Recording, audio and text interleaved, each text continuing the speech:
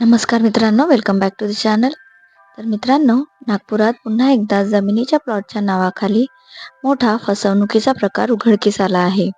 चिंतामणी नगरी लेआउट या नावाखाली नागरिकांची कोट्यवधी रुपयांनी फसवणूक करण्यात आल्याचा आरोप आहे.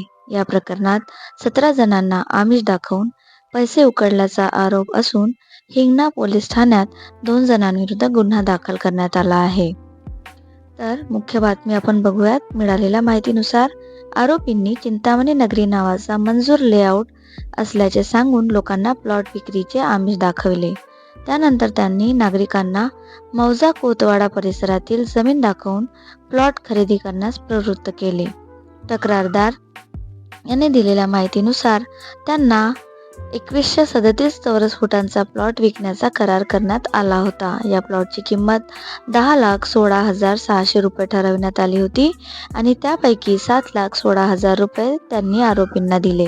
मात्र पैसे घेतल्यानंतरही प्लॉटची विक्री प्रक्रिया पूर्ण करण्यात आली नाही. उलट आरोपींनी विविध कारणे सांगून वेळ काढण्यास सुरुवात केली. पोलीस तपासात धक्कादायक माहिती समोर आली आहे.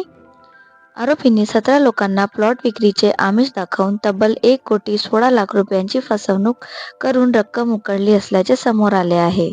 सध्या दोन्ही आरोपी फरार असल्याची माहिती आहे. या प्रकरणानंतर इतर काही नागरिकांनीही हिंगणा पोलीस ठाण्यात धाव घेत तक्रार दाखल केली आहे.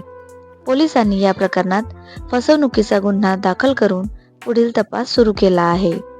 जनतेसाठी विशेष सूचना ही देण्यात आली आहे. जमीन किंवा प्लॉट खरेदी करताना कागदपत्रांची पूर्ण तपासणी करा. लेआउट मंजुरी तपासा. अधिकृत नोंदणी आणि कागदपत्रांशिवाय पैसे देऊ नका, कारण अशा फसवणुकीच्या घटना दिवसेंदिवस वाढताना दिसत आहेत.